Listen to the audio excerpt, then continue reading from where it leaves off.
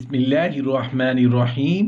السلام علیکم ورحمۃ اللہ وبرکاتہ۔ گناہ گار کی توبہ کا قصہ۔ حضرت عمر رضی اللہ عنہ کی خلافت کے زمانے میں ایک نوجوان شخص جو بڑی خوش الحانی کے ساتھ ستار بجایا کرتا تھا، اس کی سریلی آواز پر مرد عورت سب ہی قربان تھے۔ اگر کبھی مست ہو کر گاتا ہوا جنگل سے گزر جاتا تو چرند پرند اس کی آواز سننے کے لیے جمع ہو جاتا۔ رفتہ رفتہ جب یہ بوڑھا ہوا اور آواز بڑھاپے کے سبب بھدی ہو گئی تو آواز کے عاشق بھی رفتہ رفتہ کنارہ کش ہو گئے۔ اب بڑھاپے میں جدھر سے گزرتا کوئی پوچھنے والا نہیں، نام و شہرت سب رخصت ہو، فاقوں پر فاقے گزرنے لگے۔ لوگوں کی اس خود غرضی کو سوچ کر ایک دن بہت غم زدہ اور دل میں کہنے لگا کہ اے میرے اللہ، جب میں خوش آواز تھا تو مخلوق مجھ پر پروانہ وار گرتی تھی اور ہر طرف میری خاطر تواضع ہوتی تھی۔ اب بڑھاپے کی وجہ سے آواز خراب ہو گئی تو یہ خواہش پرست اور خود غرض لوگ میرے سایہ سے بھی بھاگنے لگے۔ ہائے، ایسی بے وفا مخلوق سے میں نے دل لگایا، یہ تعلق کس درجہ پر فریب تھا۔ کاش میں نے آپ کی طرف رجوع کیا ہوتا اور اپنے شب و روز آپ ہی کی یاد میں گزارتا اور آپ ہی سے امیدیں رکھتا تو آج یہ دن نہ دیکھتا۔ بوڑھا گلوکار دل ہی دل میں نادم ہو رہا تھا اور آنکھوں سے آنسو بہہ کہ اللہ کی رحمت نے اس کے دل کو اپنی طرف کھینچ لیا۔ چنانچہ بوڑھے گلوکار نے ایک آہ بھری اور مخلوق سے منہ موڑ کر دیوانہ وار مدینہ منورہ کے قبرستان کی طرف روانہ ہو گیا اور ایک پرانی اور شکستہ قبر کے غار میں جا بیٹھا اور دعا کرنے لگا۔ روتے ہوئے اس نے کہا، اے اللہ، آج میں تیرا مہمان ہوں۔ جب ساری مخلوق نے مجھے چھوڑ دیا، اب سوائے تیری بارگاہ کے میرے لیے کوئی پناہ گاہ نہیں اور سوائے تیرے کوئی میری اس آواز کا خریدار نہیں۔ اے اللہ، آشیانے بیگانے ہو چکے، اب سوائے آپ کے میری کوئی پناہ گاہ۔ اے اللہ، میں بڑی امیدیں لے کر آپ کی بارگاہ میں حاضر ہوا ہوں، اپنی رحمت سے آپ مجھے نہ ٹھکرائیے۔ پرانی قبر کے اس غار میں بوڑھا گلوکار اس طرح آہ و زاری میں مشغول تھا اور آنکھوں سے خون دل بہہ رہا تھا کہ اللہ کا دریائے رحمت جوش میں آیا اور حضرت عمر رضی اللہ عنہ کو الہام ہوا کہ اے عمر، میرا فلاں جو اپنی خوش آواز کے سبب زندگی بھر مخلوق میں مقبول رہا ہے، اب بڑھاپے کی وجہ سے آواز خراب ہو جانے سے ساری خلقت نے اسے چھوڑ دیا ہے اور اس کے روزگار کے ذرائع کا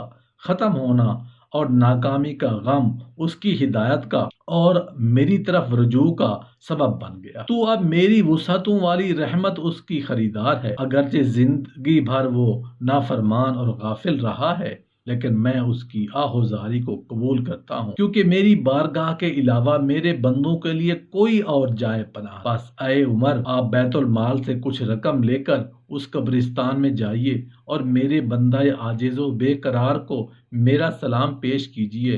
پھر یہ رقم پیش کر کے کہہ دیجیے کہ آج سے اللہ نے تجھے اپنا مقرب بنا لیا ہے اور اپنے فضل کو تیرے لیے خاص کر دیا ہے۔ اب تجھے غم زدہ ہونے کی ضرورت نہیں اور نہ ہی مخلوق کے سامنے ہاتھ پھیلانے کی ضرورت ہے۔ اے عمر، میرے اس بندے سے کہہ دو کہ اللہ نے ہمیشہ کے لیے غیب سے تیری روزی کا انتظام کر دیا ہے۔ حضرت عمر رضی اللہ عنہ نے جس وقت غیب سے یہ آواز سنی تو بے چین ہو گئے، فوراً اٹھے اور بیت المال سے کچھ رقم لے کر قبرستان کی طرف چل۔ وہاں پہنچ کر دیکھتے ہیں کہ ایک پرانی اور ٹوٹی قبر کے غار میں ایک بوڑھا آدمی ستار لیے ہوئے سو گیا ہے اور اس کا چہرہ اور داڑھی آنسوں سے تر ہے۔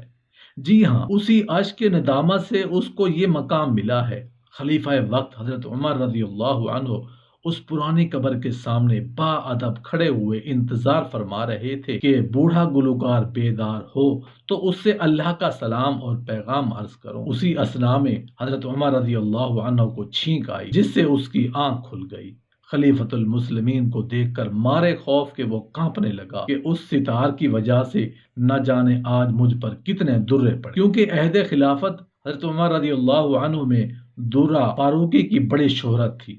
حضرت عمر رضی اللہ عنہ جب دیکھا کہ بوڑھا گلوکار کانپ رہا ہے تو ارشاد فرمایا کہ ڈرو ڈرو نہیں، میں تمہیں رب کی طرف سے تمہارے لیے بہت بڑی خوشخبری لایا ہوں۔ حضرت عمر رضی اللہ عنہ کی زبان مبارک سے بوڑھے گلوکار کو جب اللہ کے الطاف و عنایات اور مہربانیوں کا علم ہوا تو اللہ کی وسیع رحمت کے مشاہدہ سے اس پر شکر و ندامت کا حال طاری ہو گیا۔ غلبہ حیرت اور شرمندگی سے کانپنے لگا، اپنے ہاتھ کو ندامت سے چبانے لگا اور اپنے اوپر غصہ ہونے لگا۔ اپنی غفلت اور اللہ کی رحمت کا خیال کر کے ایک چیخ ماری اور کہا، اے میرے بے مثل آقا، اپنی نالائقی اور غفلت کے باوجود آپ کی رحمت بے مثال کو دیکھ کر میں شرم سے پانی پانی ہو رہا۔ جب بوڑھا گلوکار خوب رو چکا اور اس کا درد حد سے گزر گیا، اپنے ستار کو غصہ سے زمین پر پٹک کر ریزہ ریزہ اور اس کو مخاطب کر کے کہا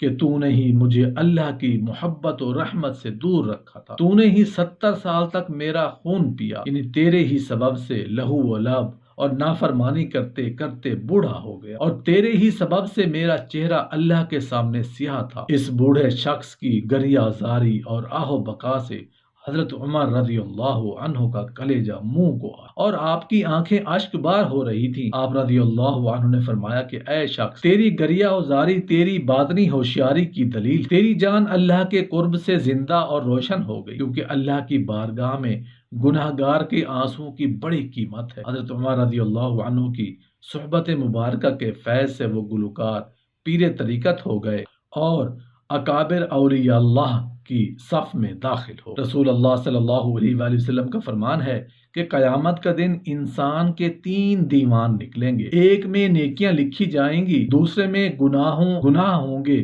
تیسرے میں خدا کی نعمتیں ہوں گی۔ اللہ تعالیٰ اپنی نعمتوں میں سے سب سے چھوٹی نعمت سے فرمائے گا کہ اٹھ اور اپنا معاوضہ اس کے نیک اعمال سے لے لے۔ اس سے اس کے سارے ہی نیک عمل ختم ہو جائیں گے، پھر بھی وہ یکسو ہو کر کہے گی کہ باری تعالیٰ میری پوری قیمت وصول نہیں ہوئی۔ خیال کیجئے، ابھی گناہوں کا دیوان یوں ہی الگ تھلگ رکھا ہوا ہے اور تمام نعمتوں کا دیوان بھی یوں ہی رکھا ہوا ہے۔ اگر بندے پر خدا کا ارادہ رحم و کرم کا ہوا تو اب وہ اس کی نیکیاں بڑھا دے گا اور اس کے گناہوں سے تجاوز کر جائے گا اور اس سے فرما دے گا کہ میں نے اپنی نعمتیں تجھے بغیر بدلے کے بخش۔ اے اللہ پاک، ہم مانتے ہیں کہ ہم نے اپنی جانوں پر ظلم کیا، گناہوں میں لت پت ڈوبے۔ یا اللہ، اپنی رحمت سے ہم سب مسلمانوں کے تمام صغیرہ اور کبیرہ گناہوں کو معاف فرما دے اور ہم سب کو اپنی پسندیدہ اور ہدایت یافتہ لوگوں میں شامل فرما دے۔ آمین یا رب العالمین۔